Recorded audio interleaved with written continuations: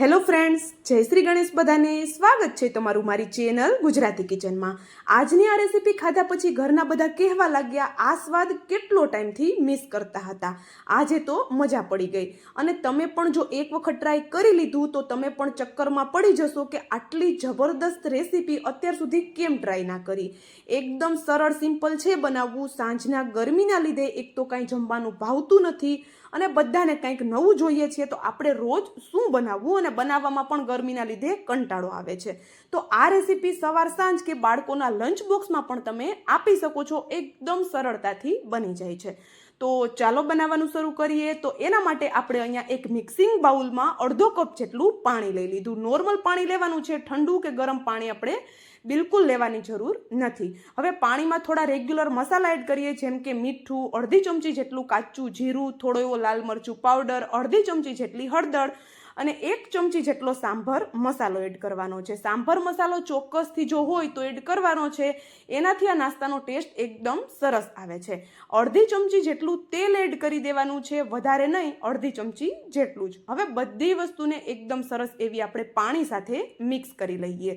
અહીંયા આપણું બધું સરસ એવું મિક્સ થઈ અને રેડી થઈ ગયું છે. તો હવે આપણે એમાં લોટ એડ કરવાના છે. એ પહેલાં આપણે અહીંયા અડધી મુઠ્ઠી જેટલા લીલા ધાણા એડ કરી દીધા અને સાથે આપણે અડધો કપ જેટલો ચોખાનો લોટ એડ કરીએ. ચોખાનો લોટ છે જો અવેલેબલ ન હોય અને તમે ઘરે બનાવતા હોય ચોખા દળીને, તો હલકો એવો કકરો રાખશો તો નાસ્તાનું ટેક્સચર છે એકદમ જોરદાર આવશે.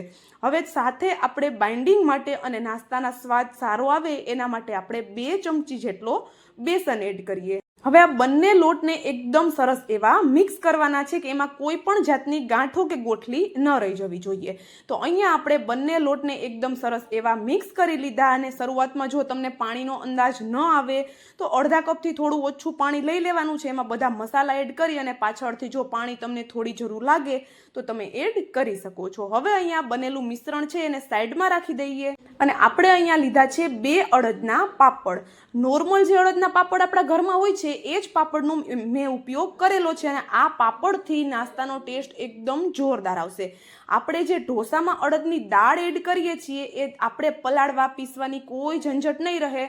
અડદના પાપડ એડ કરવાથી આપણો નાસ્તો એકદમ જોરદાર સ્વાદવાળો તો બનશે, સાથે એમાં એકદમ સરસ એવો ક્રંચ પણ જરૂર આવશે. તો અહીંયા આપણે પાપડના આ રીતે ટુકડા કરી લીધા અને પાપડને આપણે એક ચોપરમાં લઈ લેવાના છે. હવે પાપડને ચોપરમાં લઈ અને આપણે એનું દરદરું એવું એનું ટેક્સચર આવે એવું આપણે એને કરી લેવાનું છે. આ પ્રોસેસ મિક્સરના જારમાં પણ કરી શકો છો, પણ પાપડ છે એનો સાવ ચૂરો ન થઈ જાય, સાવ પાવડર ન થઈ જાય એ વાતનું ખાસ ધ્યાન રાખશું. તો અહીંયા જોઈ શકો છો પાપડના આ રીતે થોડા મીડિયમ ટુકડા રહ્યા છે. એ રીતના પાપડને આપણે ચોપ કરી લીધા છે. હવે આ પાપડને એક પ્લેટમાં લઈ સાઈડમાં રાખી દઈએ. પાપડ છે એને આપણે કોઈ વસ્તુ પર કોટિંગ બિલકુલ નથી કરવાના, એનો આપણે એક બીજો જ ઉપયોગ કરવાનો છે. તો ચાલો પાપડ સાઈડમાં રાખી થોડા આપણે અહીંયા શાકભાજી લીધા. શાકભાજીમાં એક નાનો ટુકડો દૂધીનો, થોડી કોબી, ડુંગળી, લીલા મરચાં અને થોડું એવું મોડું મરચું પણ મેં લીધેલું છે. હવે તમારા ઘરમાં જે પણ શાકભાજી છે એનો તમે ઉપયોગ કરી શકો છો, અથવા તો જે પણ શાકભાજી નથી ખવાતા ઘરમાં એનો પણ ઉપયોગ કરશો તો પણ બધા આરામથી ખાઈ લેશે અને ખબર પણ નહીં પડે કે આપણે આ રેસીપીમાં કયા શાકભાજીનો ઉપયોગ કરેલો છે. એક તો આ બેસ્ટ રેસીપી છે બાળકોને શાકભાજી ખવડાવવા માટેની. તમે આમાં ભરી ભરીને શાકભાજીનો ઉપયોગ કરી શકો છો. હવે શાકભાજીને પણ આપણે ચોપ કરી લીધા અને આપણે જે પલાળીને રાખ્યા હતા લોટ એની સાથે આપણે એને એડ કરી દેવાના છે. તો અહીંયા અંદાજે બધા શાકભાજી થઈ અને અડધોથી પોણો કપ જેટલા આપણા શાકભાજી થયેલા છે. સાથે એક નાની સાઈઝનું ટમેટું પણ મેં બારીક કટ કરીને એડ કરી દીધું. અને ટમેટું જો અવેલેબલ ન હોય તો એની જગ્યાએ 1 ચમચી જેટલો ટોમેટો કેચઅપ પણ તમે એડ કરી શકો છો. એનો ટેસ્ટ પણ એકદમ સરસ આવે છે.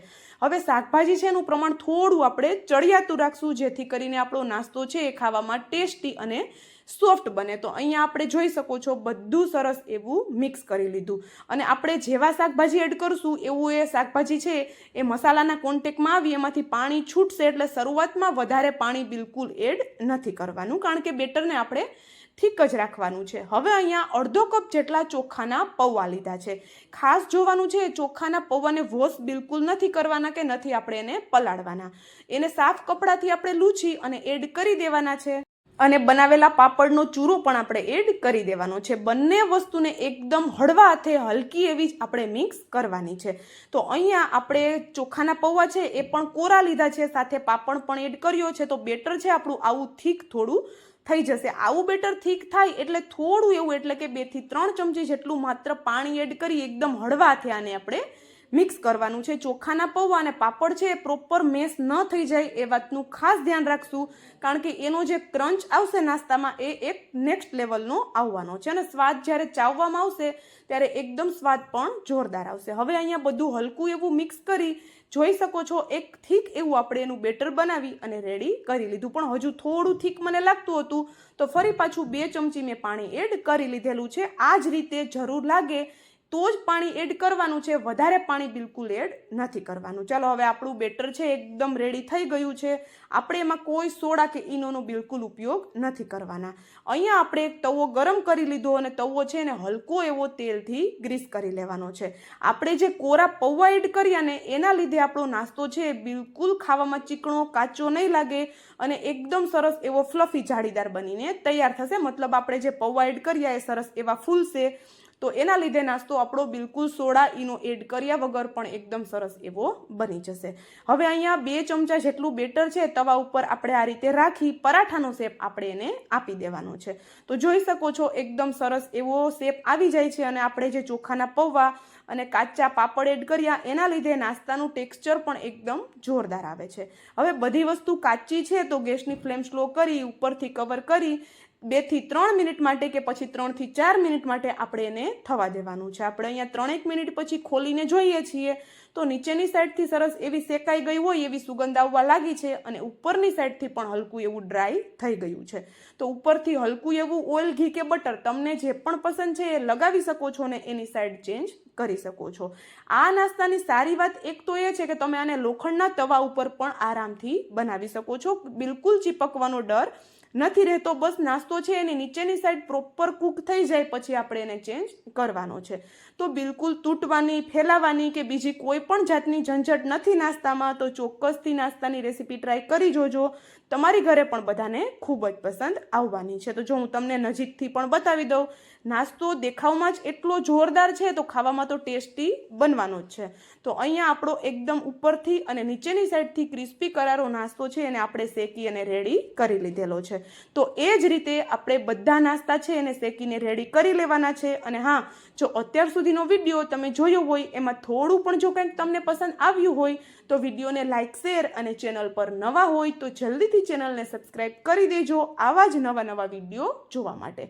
અને હા, મને કોમેન્ટ પણ જરૂરથી કરી દેજો કે તમને મારો વિડીયો કેવો લાગ્યો અને તમે વિડીયો ક્યાંથી જોઈ રહ્યા છો. અને આ જે નાસ્તો બન્યો છે ને એની સામે તમે સારા બધા પરાઠા ભૂલી જવાના છો. આલુ પરાઠા, પ્યાઝ પરાઠા બધા તમને આની સામે ફિક્કા લાગવાના છે. તો ચાલો હવે મળશું આવા જ એક નવા વિડીયો સાથે.